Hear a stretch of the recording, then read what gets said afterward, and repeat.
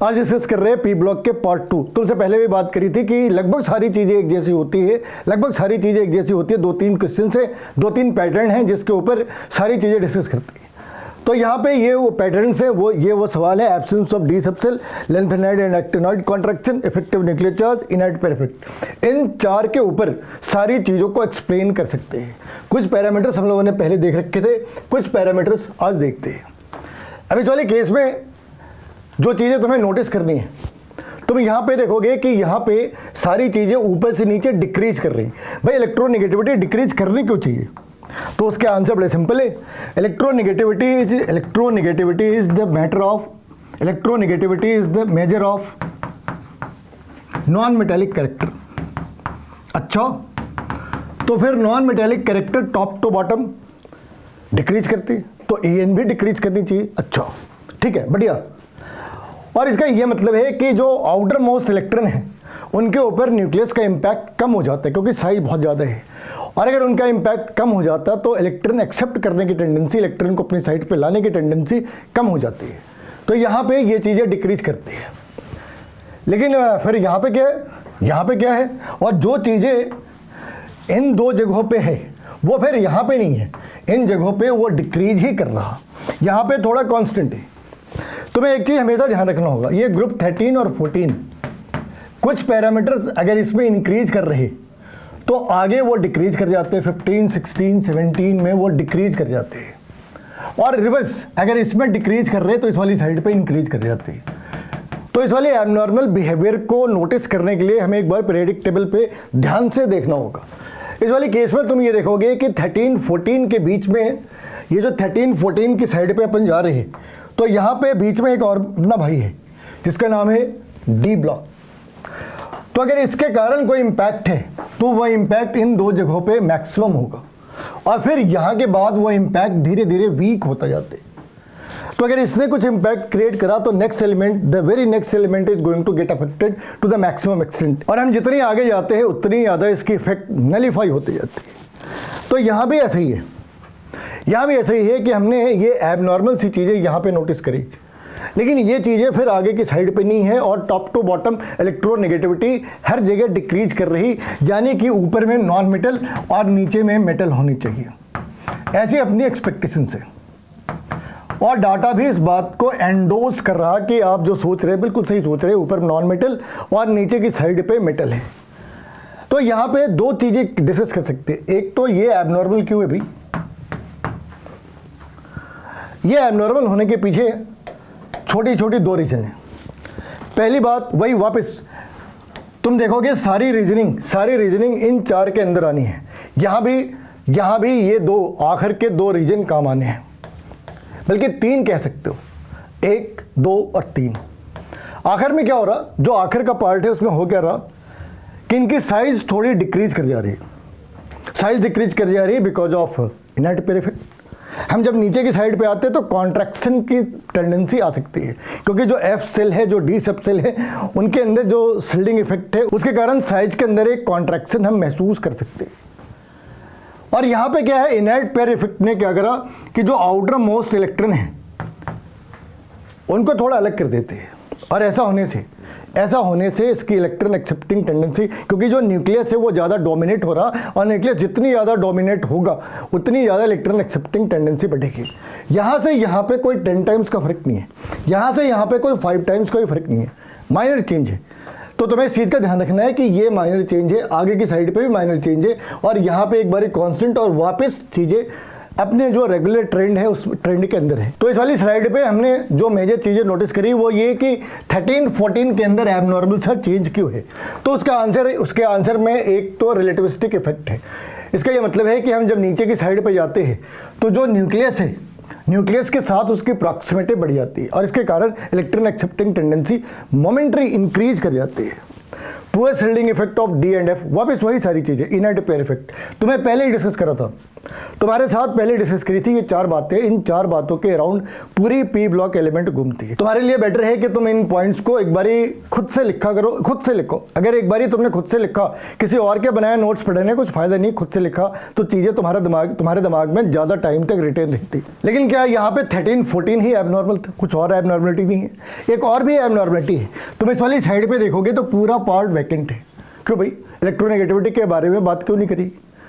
क्या इसकी इलेक्ट्रोनेगेटिविटी होती ही नहीं, इलेक्ट्रोनेगेटिविटी का कॉन्सेप्ट एप्लीकेबल नहीं, या अपने पास वो स्केल नहीं जो इन्हें मेजर कर सकते हो? तीनों पॉसिबिलिटी है। तो इसकी सबसे पहली बात कि क्या एप्लीकेबल नहीं है, आंसर है to some extent it is not applicable. Why? Because the electronegativity, the scale that measure the electronegativity, it depends on the bond forming tendency. और अगर वो बॉन्ड ही फॉर्म नहीं करते, चाहे पॉलिंग स्केल हो चाहे मोलिकुलर स्केल हो, अगर बॉन्ड ही कोई एलिमेंट फॉर्म नहीं करता तो हम उसके इलेक्ट्रोनेगेटिविटी निकाले कैसे? तो मामला यहाँ पे आके फंस जाता है कि क्या पी ब्लॉक एलिमेंट में जो इनर्ट गैस है क्या वो बॉन्ड फॉर्म करते हैं? आंसर है नहीं। अगर वो बॉन्ड फॉर्म नहीं करते तो अपने पास जो एग्जिस्टिंग स्केल्स है उनके ऊपर हम चीज़ों को डिसाइड नहीं कर सकते। अच्छा, तो क्या कभी नहीं कर सकते? आंसर है कर सकते, इस स्केल के ऊपर कर सकते, रोचो स्केल के ऊपर। लेकिन यहाँ पे भी एक प्रॉब्लम है, अगर कर सकते तो फिर एनसीईआरटी ने मेंशन क्यों नहीं करा? इसमें एक छोटी सी प्रॉब्लम है। यहाँ पे जो आर दे रखा है ना, ये कोवेलेंट रेडियाई है और इनर्ट गैस के वैन डर वाल रेडियाई होती है।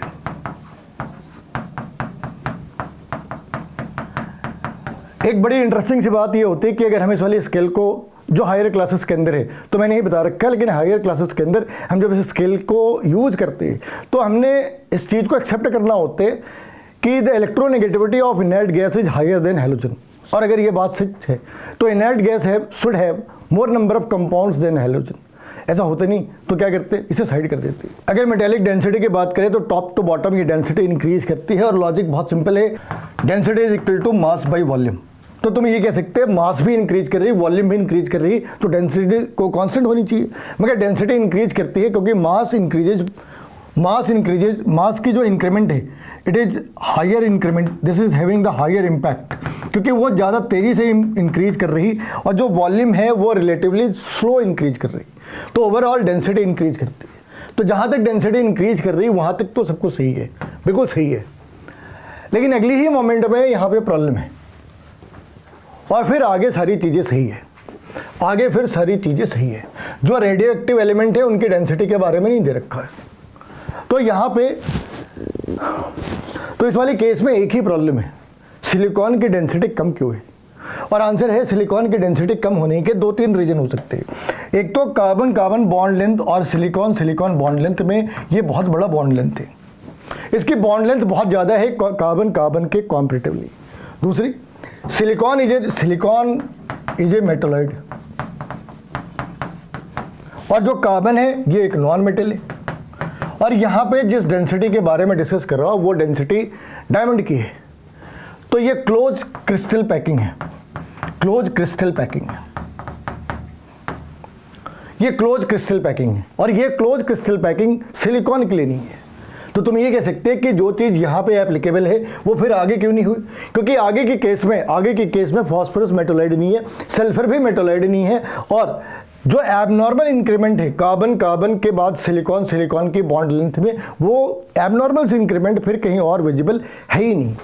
तो इसके कारण ये पूरी ही जो पार्ट है उसके अंदर यही एक पार्ट है जो तुम्हें एक्सेप्शनल सा दिखता है। कार्बन की जो डेंसिटी हम लोगों ने यूज करी है वो बेसिकली डायमंड की डेंसिटी है और वहाँ पे वो एक फेस सेंटर्ड क्यूबिक के फॉर्म में होता जो एबनॉर्मली डेंसिटी को बढ़ा देती है। Why I should decrease from top to bottom and answer is I, higher I is directly proportional to और higher I is indication of non metal. Top to bottom metallic character increases, पहली बात। तो अगर metallic character top to bottom increase कर रही तो आई को decrease करना है, एक। दूसरा, जो न्यूक्लियस है और जो आउटर मोस्ट इलेक्ट्रॉन है, इनके बीच डिस्टेंस बढ़ जाने से जो इम्पैक्ट है किसका, न्यूक्लियस का, किसके ऊपर, इलेक्ट्रॉन के ऊपर, वो डिक्रीज कर जाती है। तो इलेक्ट्रॉन को इजेक्ट आउट करना आसान है। ये दो चीज़ें हैं। लेकिन यहाँ पे एक एबनॉर्मल है, एक एबनॉर्मल सी सिचुएशन है जो तुम्हें याद रखनी है। गैलियम की आई एल्यूमिनियम से स्लाइटली ज़्यादा है, थोड़ी सी ज़्यादा है, लेकिन थोड़ी भी ज़्यादा है तो क्यों है, यहाँ तो डिक्रीज करनी चाहिए। डिक्रीज करना छोड़ो, ये तो 2 यूनिट इंक्रीज कर जाती है, मगर ऐसा हुआ क्यों? तो इसके पीछे भी एक रीजन है, इन 4 में से ये रीजन सबसे ज़्यादा वैलिड है। अब इस वाले केस में हो क्या रहा कि ये जो लगातार डी सबसेल के अंदर कॉन्ट्रैक्शन है, जो डी सबसेल के अंदर कॉन्ट्रैक्शन है, इसका इम्पैक्ट इस वाले गैलियम के ऊपर भी आना है। तो उसकी साइज डिक्रीज हो गई, न्यूक्लियस का इम्पैक्ट बढ़ जाता है, तो इलेक्ट्रॉन निकालना रिलेटिवली मुश्किल है। अच्छा, तो फिर ये अगले एलिमेंट के ऊपर क्यों नहीं? तो यहाँ पे 2 चीज़ें हैं, एक तो ये इम्पैक्ट हम जैसे आगे जा रहे हैं वो मिनिमाइज होता जा रहा, और दूसरी बात गैलियम तो फिर भी एक मेटल है, लेकिन ये एक मेटल है, गैलियम मेटल है मगर ये एक मेटोलाइड है। केमिकल जो नेचर है उसके अंदर चेंज है, और इस चेंज के कारण जो एबनॉर्मलिटी है वो हमें सिर्फ और सिर्फ यहाँ पे दिख जाती है। इसके अलावा ये एबनॉर्मलिटी तुम्हें पूरे ही पार्ट में कहीं भी नहीं दिखनी है। ये एबनॉर्मलिटी तुम्हें पूरे ही पार्ट में कहीं नहीं दिखनी है। तुम देखो इस वाली पार्ट में इसे ऐसे करते चले जाओ, कहीं पे भी ऐसा नहीं होगा कि ये एबनॉर्मल सा है। लेकिन हाँ, एक चीज़ और भी है, तुम यहाँ पे देखोगे यहाँ पे एबनॉर्मल सी चेंज है, यहाँ पे चेंज है, और बाकी फिर यहाँ से चीज़ें सही है। फिर यहाँ पे ऐसा क्यों हो रहा है कि बॉटम में 13 और 14 में आई की वैल्यू मोमेंट्री बढ़ जाती है, और आंसर है वही पुराने हजारों साल पुराने तरीके, contraction in the size because of lanthanide contraction और डी कॉन्ट्रैक्शन। तो यहाँ पे एक बारी क्या होता है कि जो न्यूक्लियस है वो डोमिनेट हो जाता किसके ऊपर, जो आउटर मोस्ट इलेक्ट्रॉन है। तो यहाँ पे इफेक्टिव न्यूक्लियर चार्ज इंक्रीज कर जाती है, और मोमेंट्री इनका इम्पैक्ट जो है वो आउटर मोस्ट इलेक्ट्रॉन के ऊपर थोड़ा ज़्यादा होता है। दूसरी बात, इनर्ट पेयर इफेक्ट के कारण इनके जो लोअर ऑक्सीडेशन स्टेट है वो ज़्यादा स्टेबल हो जाते हैं, और उस केस में वहाँ से इलेक्ट्रॉन निकालना थोड़ा मुश्किल काम है। तो यहाँ पे हमने 2 एबनॉर्मल सी चीज़ें देखी, एक गैलियम के केस में, दूसरा 13 और 14 में ये एबनॉर्मलिटी। और इसके पीछे जो रीजन है वो बेसिकली बस इतनी सी चीज़ें हैं कि अगर हम जर्मेनियम के केस में देखें तो ये मेटोलाइड है, और इसके अंदर कोवेलेंट और आयनिक बॉन्ड बनाने की टेंडेंसी या मेटेलिक बॉन्ड बनाने की टेंडेंसी है। Germanium being a metalloid, it can form metallic as well as covalent bond, and because of this tendency it can neutralise और it can counter the impact of ionisation. तो यहाँ पे हमने मोटी मोटी सी चीज़ ये देखी कि आई के अंदर हमने 3 एबनॉर्मलिटी फाइंड आउट करी। एक एबनॉर्मलिटी गैलियम के साथ है, दूसरी एबनॉर्मलिटी यहाँ पे और यहाँ पे है, आगे ऐसी कोई एबनॉर्मलिटी है नहीं। जितना कुछ हम डाटा से सीखते हैं उससे ज़्यादा हम किसी और चीज़ से नहीं सीख सकते। एक चीज़ और भी है, ग्राफ, जो हमें ज़्यादा सिखा जाती है। टेक्स्ट के कॉम्परेटिवली डाटा और ग्राफ ज़्यादा रिलायबल है, ये शॉर्ट टाइम में हमें ज़्यादा चीज़ें रिवाइज करा जाते हैं, इसलिए डाटा से सीखना बढ़िया सी चीज़ है। 3rd वॉल्यूम के अंदर जो प्रॉपर्टीज़ बच गई उसके बारे में डिस्कस करेंगे, और फिर उसके बाद की जो वॉल्यूम होंगी उसके अंदर हमने स्ट्रक्चर के बारे में डिस्कस करना है, और थोड़ी बहुत चीज़ें प्रिडिक्ट करनी है कि इनके केमिकल रिएक्शंस कैसे हो सकते हैं। और इन 2 वॉल्यूम के अंदर जो चीज़ें डिस्कस करी, अगर उसके ऊपर तुम्हारे ऐसे कोई क्वेश्चंस है जो अनआंसर्ड हैं या जिसे एड्रेस नहीं करा, तो कमेंट बॉक्स के नीचे जरूर लिखना, और ये सब करने के बाद वो लाइक के बटन भी दबा देना।